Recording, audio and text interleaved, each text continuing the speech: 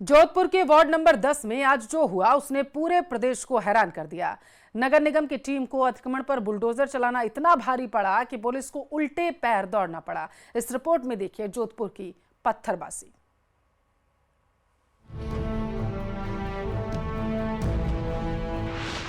अवैध अतिक्रमण पर गरजा बुलडोजर।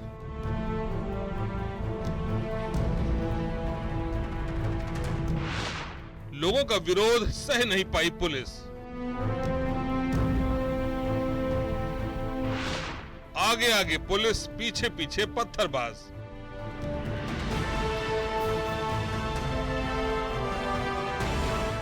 ये तस्वीरें जोधपुर के उम्मेद सागर बांध के कैचमेंट एरिया की हैं, जहां अवैध अतिक्रमण पर कार्रवाई करने गई नगर निगम दक्षिण की टीम पर स्थानीय लोगों ने हमला बोल दिया। लोगों ने जमकर पत्थरबाजी की। आलम ये था कि पुलिस आगे आगे और पीछे पीछे पत्थरबाज थे। भाई साहब मेरा मकान जा रहा है, ये क्यों कर रहे हैं भाई साहब? ये बताया जा रहा है, मेरी बात सुनिए, ये बताया जा रहा है ये पूरा जो है एक बांध है, बांध के अंदर घर बनाया, आपने खरीदा, क्यों खरीदा? ये तो पता नहीं, हम लोग को पता नहीं था ये बांध है, हम लोग को तो पैसे लेकर खरीदा पेट के अंदर नहीं, पेट के अंदर हम लोग नहीं था, रुपया जोड़ के हमने लिया ये जमीन, जो बढ़िया डाल डाल के रहे 3 साल बाद हमने ईंटों का ये झुपड़िया तैयार करी हूँ।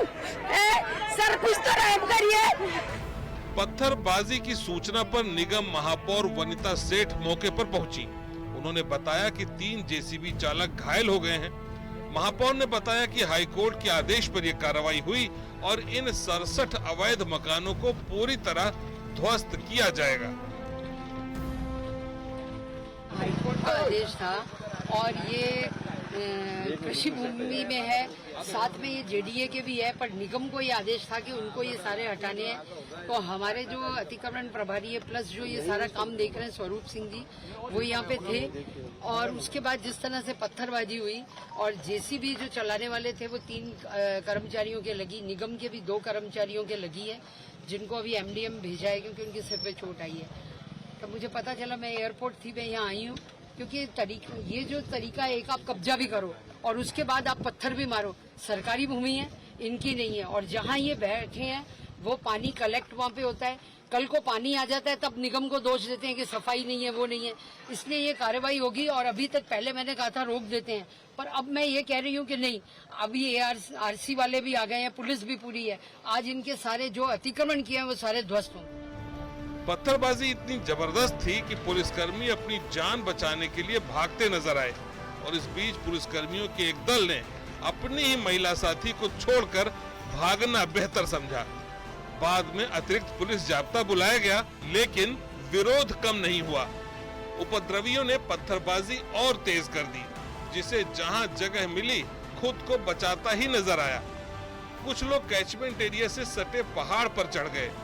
हमले में 2 निगम कर्मी भी घायल हुए।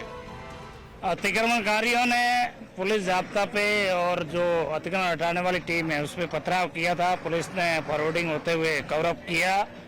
अभी ये जो वापस पुनः काम चालू कर लिया गया है और अतिक्रमणकारियों की धरपकड़ भी की गई है, जिसमें जिन्होंने पथराव किया था उनकी धरपकड़ की गई है और भी धरपकड़ जारी है। काफी पहले यहाँ धीरे धीरे इन लोगों ने यहाँ मकान का निर्माण कर दिया। जैसे ही प्रशासन को पता चला, इन सर्वे करके रिपोर्ट देके निगम के थ्रू कार्रवाई की जा रही है। सर, यहाँ पर बिजली के कनेक्शन तक दे डाले, जबकि एक आम आदमी बिजली का कनेक्शन लेने जाता है तो उसे कई तरह के चक्कर काटने पड़ते हैं। इसके संबंध में विद्युत विभाग से बात की जाएगी। अधिकारियों का कहना है कि वंदे गंगा जल संरक्षण अभियान के तहत कार्रवाई की जा रही है। इसी के तहत वार्ड 10 में 67 अवैध अतिक्रमणों पर बुलडोजर चला। इनमें से अभी सिर्फ कुछ अतिक्रमणों को ही ध्वस्त किया गया है। कार्रवाई जारी है। कौन कौन बदमाश जो थे इसमें सम्मिलित थे उनकी पहचान करना भी मुश्किल है, लेकिन अगर बात करें तो अतिक्रमण की कार्रवाई फिलहाल रोक दी गई है और अब इंतजार किया जा रहा है अतिरिक्त पुलिस जाब्ते का। जब पुलिस जाब्ता पहुंचेगा तो आगे कार्रवाई को बढ़ाया जाएगा। कैमरामैन समीर खान के साथ चंद्रशेखर व्यास, न्यूज़ 18 राजस्थान। दौसा से बड़ी खबर है। बस का टायर फटने से हादसा हुआ। टायर फटने के बाद बेकाबू बस ट्रैक्टर से टकरा गई। बस में सवार तकरीबन 1 दर्जन यात्री घायल हैं। घायलों को दौसा जिला अस्पताल लाया गया। दौसा सांसद मुरारीलाल मीणा ने हादसे के बाद तड़पते लोगों को देखा तो खुद मदद को दौड़ पड़े। सांसद मुरारीलाल मीणा ने एम्बुलेंस और पुलिस को बुलवाकर घायलों को अस्पताल भिजवाया। अस्पताल में एक साथ बड़ी संख्या में घायल पहुंचने से हड़कंप मच गया। अस्पताल प्रशासन ने अतिरिक्त नर्सिंग कर्मियों और डॉक्टर्स को इमरजेंसी यूनिट में बुलाया। गोवर्धन जी के दर्शन करने के बाद जयपुर लौट रहे थे टेम्पो ट्रेवल्स में सवार सभी यात्री। नेशनल हाईवे 21 पर मानपुर थाना क्षेत्र के समास गांव के समीप हादसा हुआ।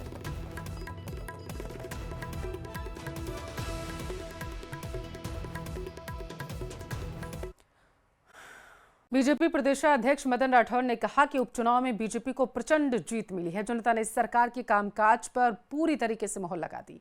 पीसीसी चीफ डोटासरा के गढ़ सीकर में कमल खिल चुका है, ये उनकी तरफ से कहा गया। सुनिए आप उन्होंने क्या कुछ कहा है।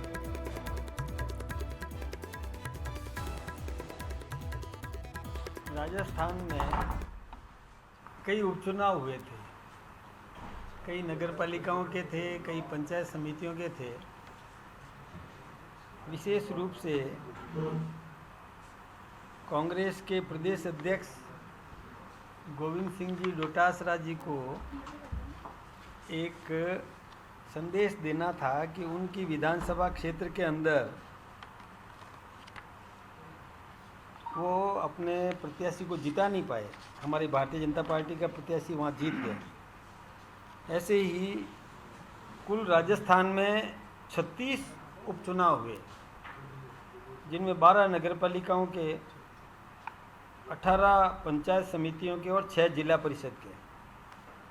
उसमें से 28 पर भारतीय जनता पार्टी ने जीत दर्ज की है, 4 पर कांग्रेस और 1 पर बीएपी और 1 बीएपी समर्थित और बाकी निर्दलीय। ऐसे करके और भारतीय जनता पार्टी के पक्ष में जो राजस्थान की सरकार ने जो विकास के काम किए उस पर मोहर लगाने का काम जनता ने किया है।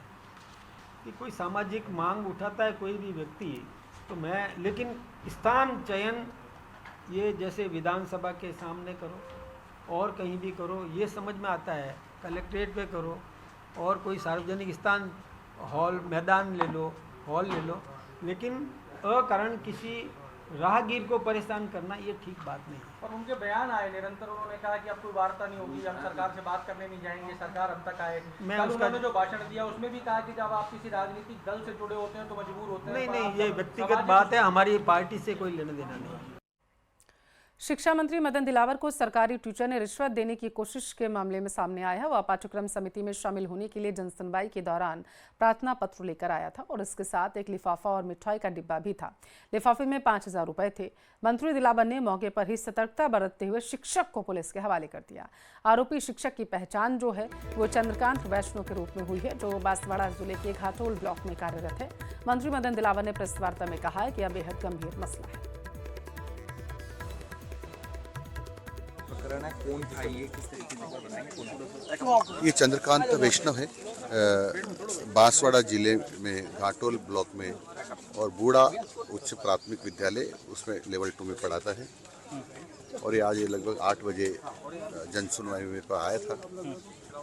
एक मिठाई का डिब्बा भी था, लिफाफा भी था और एक फाइल भी थी।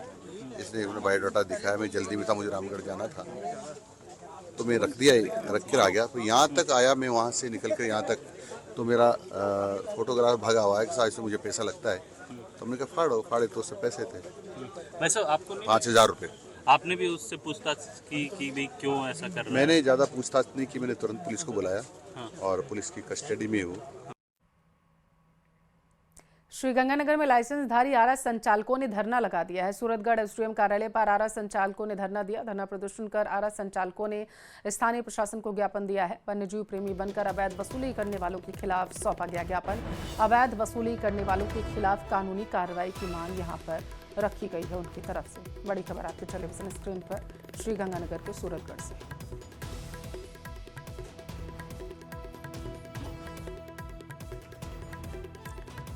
भरतपुर में तापमान 45 डिग्री के पार पहुंच चुका है, जिससे भीषण गर्मी के चलते अस्पतालों में मरीजों की संख्या में इजाफा देखने को मिल रहा। हालात ये कि राजकीय जनाना अस्पताल में बच्चा वार्ड में बेड कम पड़ गए हैं। एक बेड पर 2 बच्चों को भर्ती किया गया। राजकीय जनाना अस्पताल के प्रभारी और शिशु रोग विशेषज्ञ डॉक्टर शेर सिंह का कहना है कि गर्मी में बच्चों का विशेष ध्यान रखें। दोपहर में बच्चों को बाहर न निकलने दें। बच्चे को पानी के साथ तरल पेय पदार्थ भी दें।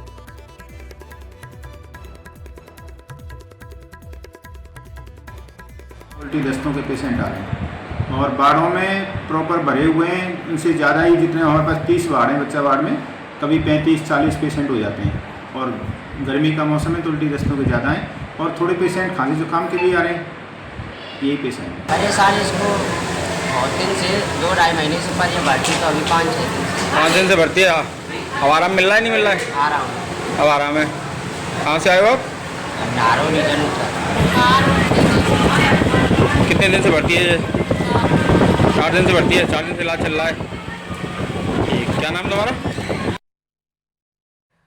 जयपुर में मानसून की दस्तक से पहले ही नालों की सफाई का दावा किया जा रहा है, लेकिन नालों की सफाई व्यवस्था की गति को देखते हुए स्थानीय लोग सवाल खड़े कर रहे हैं। लोगों का कहना है कि बारिश का मौसम आने दो, सच्चाई खुद सामने आ जाएगी। दरअसल ग्रेटर नगर निगम के पास 750 नालों की सफाई का जिम्मा, जबकि हेरिटेज नगर निगम के पास 300 नाले हैं। हालांकि जेसीबी मशीनों से हर दिन सैकड़ों टन मलबा यहां से निकाला जा रहा है। की सफाई है उसके लगभग टेंडर हो चुके हैं और उस पर स्वच्छ चर्चा हम लोग सभी चाहते थे कि एक बार ये जो एजेंट हैं इनके बाद हम स्वच्छ चर्चा करेंगे और सभी के मन में थी कि हम चर्चा करें। लेकिन आपने देखा कि कांग्रेस के जो पार्षद हैं वो किसी तरह से विकास नहीं चाहते, वो नहीं चाहते कि किसी मुद्दे पे चर्चा हो। उन लोगों ने जो माहौल बनाया वो सब आपके सामने था और हमें मजबूरन ये जो साधारण सभा है इसे स्थगित करना पड़ा। मैं चाहती थी कि सभी लोग हम मिलकर काम करें। आपने देखा होगा मैंने पक्ष और विपक्ष का बोर्ड भी नहीं लगने दिया। प्रदेश में मानसून दस्तक देने वाला है। पिछले साल मानसून के दौरान जिस तरह की बारिश हुई, शहर की पोल पट्टी एक तरह से खुल गई थी। इस बार मानसून से पहले शहर के नालों की सफाई की स्थिति क्या है और शहर में जल निकासी को लेकर के क्या तैयारियां की गई हैं, इन तमाम चीज़ों की जानकारी के लिए हम ग्राउंड ज़ीरो पर पहुंचे हैं। शहर के सबसे ख़तरनाक और सबसे बड़े नाले, जिसे एक तरह से नाहरी के नाके का नाला कहा जाता है, आप देख सकते हैं कि यहाँ हम मौजूद हैं और यहाँ पर जिस तरह का कचरा होता है ये अपने आप में जानलेवा कचरा माना जाता है, जिसकी गंदगी को लेकर के कई बार सवाल उठाए जाते हैं। जब तेज़ बरसात होती है तो इसमें पानी बहने के बजाय बाहर निकल जाता है और लोगों की जान माल के नुकसान का सबब बनता है। फिलहाल यहाँ पर नगर निगम की ओर से कोशिश की जा रही है कि रैंप बना करके यहाँ से लगातार कचरे की ट्रॉलियाँ निकाली जाएं और इस नाले को साफ़ किया जाए। इस इलाके के अंदर बताया जा रहा है कि 15 मई से लगातार काम जारी है। रोज़ाना 11 ट्रॉली मिलकर के रोज़ 44 ट्रॉली जो है यहाँ से कचरा निकाल रही है। उसके बावजूद आप स्थिति देख सकते हैं कि अभी भी काफ़ी कुछ काम बाकी है। जी बताएं, आप क्या कहना चाहते हैं? हम ऐसे कहना चाहते हैं ये पाइप है ना उसको नीचा करो या ऊंचा करवा दो। पानी की परेशानी होती है हमारे लोगों को। पानी गंदा हो जाता है? हाँ, इससे गंदा पानी हो जाता है। जी। कचरा पहले कितना था, अब कितना कम हुआ है? बहुत ज़्यादा था, अब कम हो गया। बहुत ज़्यादा था, मगर ये रोड खराब हो रही है तो इसका इंतजाम कराओ। सफाई के लिए इन्होंने रास्ता बनाया है। हाँ, इसको रास्ता बना लिया और क्या नाम से वो कचरा कट गया, मगर है ना जो ये रोड है ना उसका इंतजाम कराओ। गटर भर जाता है, वो भर जाता है। हमारी बरसात में क्या हाल रहता है? बहुत ज़्यादा पानी आ जाता है, परेशानी रहती है हमारी। घरों में आता पानी? घर में भी तो ऊंचास है हमारे, इसलिए नहीं आता, नहीं बहुत कीचड़ हो जाता है। रास्ते खराब हो जाते हैं। रास्ता खराब हो जाता है, कीचड़ होता है, बहुत परेशानी होती है हमारे को। मोहल्ले वाले भी परेशान, हम भी परेशान। जी बिल्कुल। तो ये ग्राउंड ज़ीरो की सिचुएशन है। शहर में ऐसे कई संवेदनशील स्थान हैं, चाहे हम यहाँ पर बांस बदनपुरे के नाले की बात करें या नाहरी के नाके का नाला है, इसके अलावा करतारपुरा नाला है। बहुत सी जगहों पर कई बार हर साल आपने देखे होंगे बड़े बड़े हादसे होते हैं। ऐसे में वक्त से पहले चेतना और काम करना ज़रूरी है। फिलहाल निगम अपने अभियान में जुटा हुआ है, लेकिन इसमें गति थोड़ी और तेज़ होनी चाहिए ताकि समय रहते बारिश से पहले यहाँ पर हालात सही किए जा सकें। कैमरा पर्सन अविनाश के साथ में अरबाज अहमद, न्यूज़ 18 के लिए जयपुर से। बानसूर के ज्ञानपुरा में गांव में अतिक्रमण के खिलाफ हटाने की कार्रवाई की जा रही थी। प्रशासन ने यहां जेसीबी से पक्के मकान को जमींदोज किया। अतिक्रमण हटाने की कार्रवाई के दौरान एक आध स्थानों पर ग्रामीणों ने हल्का विरोध भी जताया, लेकिन प्रशासनिक अधिकारियों की समझाइश पर वे मान गए। ज्ञानपुरा स्टैंड से कराना रोड तक सड़क के दोनों ओर अतिक्रमण हटाने की कार्रवाई की गई। एमडीआर सड़क स्वीकृत होने के बाद प्रशासन की ओर से 40-40 फीट तक के हिस्से में 29 अतिक्रमण चिन्हित किए गए। प्रशासन द्वारा पूर्व में नोटिस दिए जाने के बावजूद अतिक्रमण नहीं हटाया गया और इस पर प्रशासनिक अधिकारी लाभ लश्कर के साथ मौके पर पहुंचे। जेसीबी मशीनों की मदद से अतिक्रमण हटाने की कार्रवाई की गई। कार्रवाई के दौरान डीएसपी दशरथ सिंह, थाना प्रभारी ओम प्रकाश मीणा, तहसीलदार अनिल कुमार सहित भारी पुलिस जाब्ता तैनात रहे। लोगों को नोटिस दिया था हमने और पूरे गांव में ज्ञानपुरा स्टैंड से और कराना रोड तक हमने पूरा 700 मीटर तक अतिक्रमण हटाया है। सभी को चिन्हित कर लिया गया था। पूर्व में इन सबको नोटिस भी दे दिया गया था, दूसरा नोटिस भी दिया गया था और अंतिम नोटिस भी दिया गया था। उसके बाद में ये अतिक्रमण हटाने की कार्रवाई की गई है। ये एमडीआर रोड है, इसकी 100 फीट चौड़ाई है। अभी तो हम 40 फीट इसको हटा रहे हैं और आवागमन को सुचारू रूप से चला रहे हैं।